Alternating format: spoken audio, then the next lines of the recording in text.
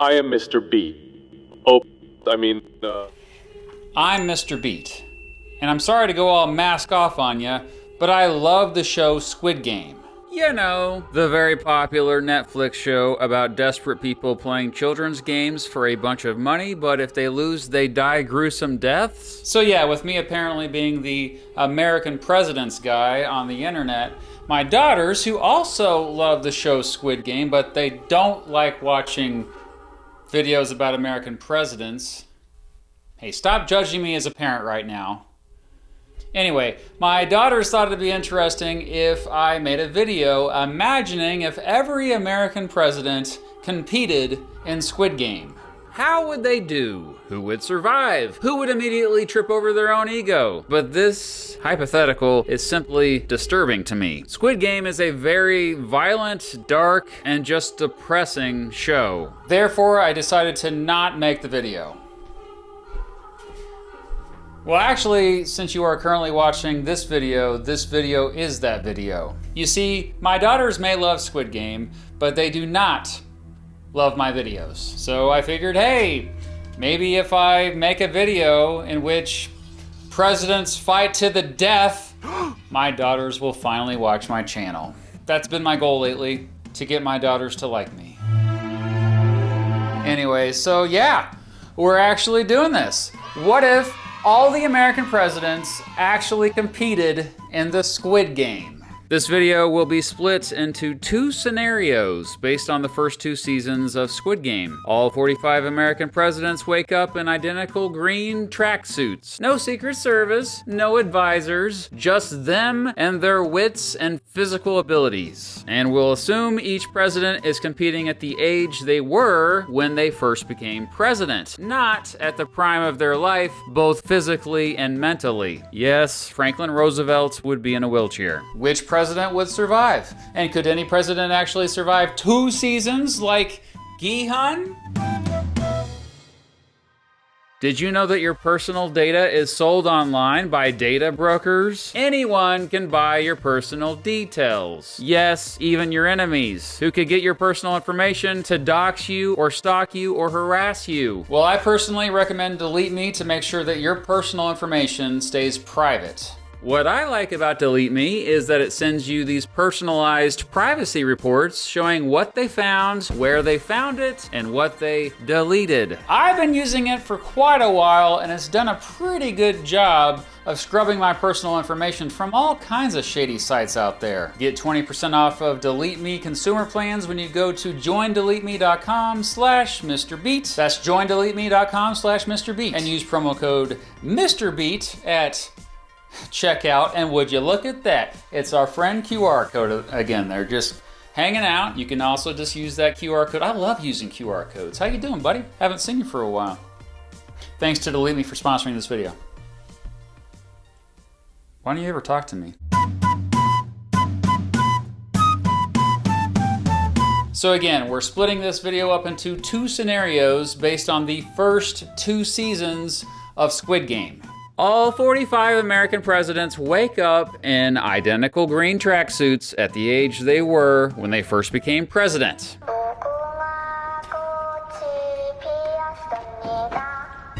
Yeah, it'd be deadly, but probably not an automatic slaughter, okay? Because presidents are used to public pressure. In order to survive red light, green light, at least as it's shown in the show, you need to be able to stop your body completely at a moment's notice. So, good impulse control. Perhaps it's more obvious that you gotta have good physical endurance and be quick, but you also gotta have good body control and balance and good reaction speed in order to respond immediately to the doll turning around. But, since this was the first game, and most of the presidents would be skeptical of really dying if they didn't follow the rules, you can pretty much throw all those skills I just mentioned right out the window. Due to this, I'd say 14 of them wouldn't make it. James Buchanan, Franklin Pierce, Chester Arthur, William McKinley, Woodrow Wilson, Bill Clinton, and Donald Trump would all run toward the entrance to try to escape and get plowed down. Andrew Johnson would curse out the doll, causing him to get eliminated. The other older presidents, Ronald Reagan and Joe Biden, would not be quick enough. Poor Biden would likely trip over his shoelace. William Howard Taft? Nope. Does not stop in time. R.I.P. The doll would eliminate Zachary Taylor after he coughs and William Henry Harrison after he sneezes. And finally, Lyndon Johnson would sacrifice his own life trying to help get Franklin Roosevelt's wheelchair across the finish line. Otherwise, though, George Washington steadily moves like a general on the battlefield. Jimmy Carter, patient and deliberate.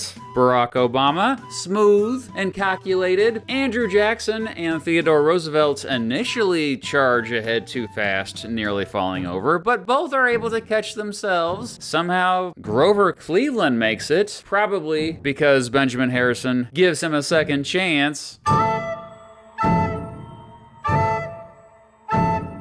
In order to do well at the honeycomb game, you need to be patient, clever, and have tubular fine motor control. You need steady hands, and you need to be able to have steady breathing in order to avoid panicking. Of course, part of your success in this game comes down to just plain dumb luck. If you get the umbrella, like James Garfield unfortunately gets, it's nearly impossible. If you get the triangle, it's much easier. Yeah, Garfield didn't make it. Warren Harding also gets an umbrella and screws up pretty early on, but Thomas Jefferson also gets an umbrella and does actually get it just in the nick of time. John Quincy Adams is able to complete his circle by licking the back of his honeycomb. Smart lad indeed. His dad, John Adams, is not so fortunate with his star. Calvin Coolidge gets a circle but is just too slow. Richard Nixon, sweating and muttering to himself the whole time. His honeycomb breaks at the last second. John F. Kennedy and Franklin Roosevelt also can't complete their stars.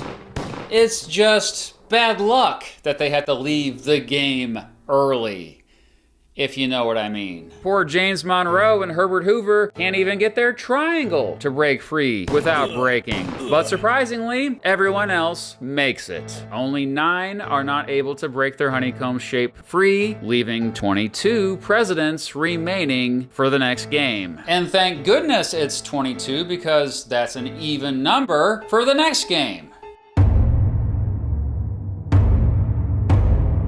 Now it's all about teamwork. Of course, George Washington organizes a team of these surviving Virginia presidents. You know, Jefferson, James Madison, and John Tyler. A distraught John Quincy Adams, despite being a New Englander, has devoted himself to George Washington now that his father has died. A big pickup for Washington was Dwight Eisenhower, who was a big fan of Washington, so of course he would team up with him. Gerald Ford follows Eisenhower wherever he goes, so joins Washington's team. Andrew Jackson and Grover Cleveland follow Jefferson wherever he goes, so they join Washington's team. James Polk and Harry Truman follow Andrew Jackson wherever he goes, so they also join Washington's team. But that makes 11, so Washington's team fills up fast. But that doesn't mean all the other presidents are stuck with Lincoln. On the other side, Lincoln easily gets Grant to be on his team because he's friends with him, of course. Rutherford Hayes and Benjamin Harrison both join up with Lincoln without hesitation. After all, he was their leader when they fought for the Union during the American Civil War. Barack Obama and Theodore Roosevelt quickly join Lincoln's team as well, as Lincoln is their favorite president. Martin Van Buren, Millard Fillmore, and Jimmy Carter all tried to join Washington's team, but it was already full, so they got stuck with this Lincoln guy. Lincoln gladly accepted the misfits, so that just leaves the Bushes, who both love Lincoln, so that works out. That said, they probably were a bit nervous that Washington got not only Eisenhower, but Ford over there. Early on, Washington's team would seem to have the advantage, but Lincoln's undeniable leadership, along with the youth of Roosevelt Roosevelt, Carter, Obama, and Bush Jr. gave them the endurance advantage. After all, the entire team would be much younger overall. Oh, and Washington would have been just trying to be nice to his friend, James Madison, by having him on his team, but come on, Madison probably would not be helping him that much. He was a weak guy, okay? I mean, the dude weighed like 100 pounds. Lincoln's team wins. Washington's team falls off the platform to their deaths. And then there were 11. Don't forget, in the show, everyone is paired up, but they assume they will be pairing up to work together instead of teaming up to try to kill each other. And since we have an odd number, one president isn't going to be able to find a partner. Here's who I see teaming up with each other. First off, there's the father and son combo, the Bushes. Oh, that's just so sad. Then I would assume it'd be Lincoln and Grant, Hayes and Harrison, Obama and Carter, and Teddy and Van Buren. But just like the show, Millard Fillmore was lucky to not find a partner because that means he ultimately gets to move on to the next round. So George H.W. Bush would sacrifice himself for his son. And I would say the rest would play honorably and win honorably. There wouldn't be any betrayal like you saw on the show. These are decent men. I think Lincoln, Hayes, Obama, and Teddy would all win. And then there were 5. Hey! Oh, I mean 6. Sorry, I forgot you there, Millard.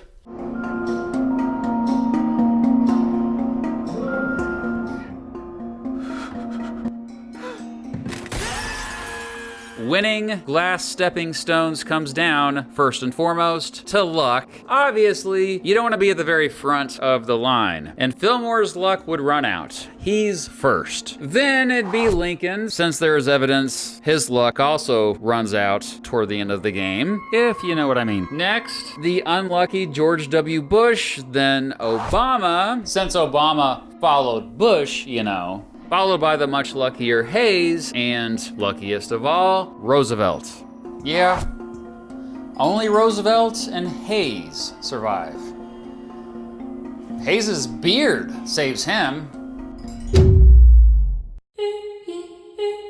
Roosevelt plays offense, Hayes plays defense. Roosevelt simply wins because he's the last one standing. But say all 45 American presidents wake up in identical green tracksuits at the age they were when they first became president, and it's season 2 of Squid Game instead of season 1. Well, red light, green light results would be the same, so we'll skip that. Just like that with the season 1 scenario, and that leaves 31 presidents left. The game consists of teams of 5 playing 5 children's games with their legs tied up together. So beforehand, the presidents would have to form teams of 5, and here's what I think it would look like.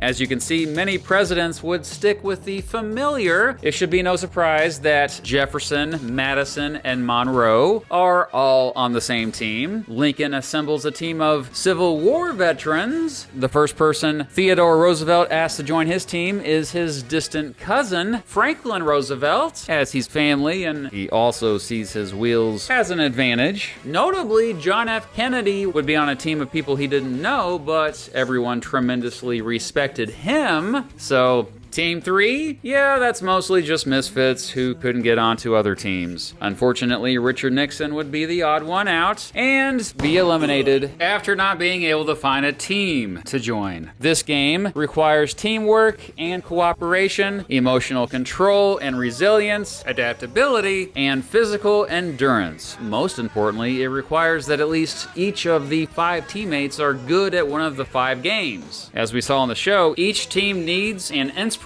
leader to act like a coach and motivate them. Look, I have no idea if any of the presidents knew any of these games, so for the sake of this hypothetical, let's just determine who would win based on all those other skills. Based on that, I think 3 teams wouldn't make it. Team 2, Team 3, and Team 5. For Team 2, I predict Andrew Jackson would keep yelling at everyone, and while Jefferson would do his best to keep everyone in the group calm, Jackson would keep ruining it. For Team 3, Cleveland would likely slow them down tremendously, and John Tyler would likely struggle a bunch under the pressure. Team 5 would do well until it was Warren Harding's turn to play his game. The poor fella would fail to be focused enough to complete his challenge, ruining it for the entire team.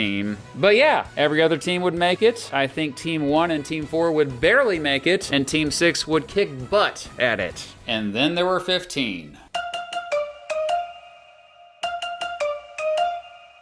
In the final game we've seen in the show so far, the presidents would be placed on a spinning carousel surrounded by doors into rooms. Once the carousel stops, a number is called out, and players have to gather in a group of exactly that number and join each other in a room. They have 30 seconds to do so, or they are eliminated. I think the presidents who were a bit ruthless will be more successful in this game, at least early on, but I think that by the end, presidents will begin sacrificing themselves for other presidents who they tremendously respect. For this reason, I only see George Washington and Abraham Lincoln surviving in this game in the final room. Theodore Roosevelt, George Washington, and Abraham Lincoln winning Squid Game probably shouldn't surprise you because, in my humble opinion, winning the Squid Game is more about being a great leader than about just being the most physically fit, intelligent, or ruthless. A great leader must be inspirational, disciplined, and decisive. A great leader must be able to communicate well, adapt under pressure, and not just learn from their mistakes, but own up to their mistakes. Just as great leaders did well in the actual Squid Game show, presidents who were great leaders would also do well if they were ever to play Squid Game,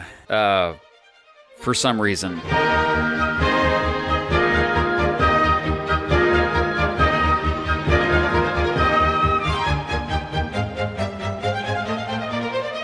Yeah, this would never happen. So why the heck did I make this video? Well, not only to finally get my daughters to watch my channel, but also to trick you into learning about American presidents, of course. And if you want to learn more, and hopefully you do, I have a ton of other videos about American presidents, and I've written and recorded songs about all the American presidents, and I even have vids about individual presidents, like one about that dude, and that dude, and that dude, and that dude, and that dude, and that dude. You get the idea, right?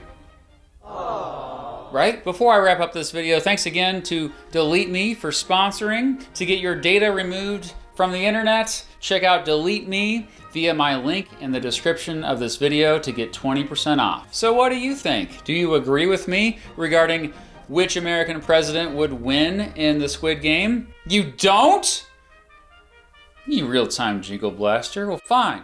Let me know in the comments who you think would win. And now it's time to thank my other sponsors, my Patreon supporters and channel members. Thank you. And one perk you get if you donate at least 15 bucks or more each month to my channel is a shout out. And I'm gonna do that right now, starting with my biggest donors alphabetically. Thank you to Alicia Solberg, Avino V, Andrew B, Anthony Beckett, Austin Ciros, Chris McKinnon, Chums McGuffey, Corey Ryman, Derek Williams, Elias Pierce, Empty Machine, Fletch Fick, History Nerd, Isabel, Jeremy Dunham, Joe Cook, Justin Miller, Mater Tenenbaum, Neo R14, Nicholas Dronsky, Nick Everett, Pat Iapicca, Patrick Stewart, Raquel Jones, Sean Connett, Zach Anderson, Zachary Pascalar, Adam Christians, Aditya Anand, Andrew Snyder, Emily Glover Wilson, Eric Davey, Grant Gagaza, Jack L., Jacob Birnbaum, Jennifer, Josh, Joshua Jackson, Justin Love, Michael Burt, Naderade, Navictatron, Oliver E., Ralph, Salty, Steve Bryan, TC, Thomas Oppenheim, Ty Marwitz, Victor McLean, and Zachary F. Parker. Thanks to all my patrons, and thank you for staying curious.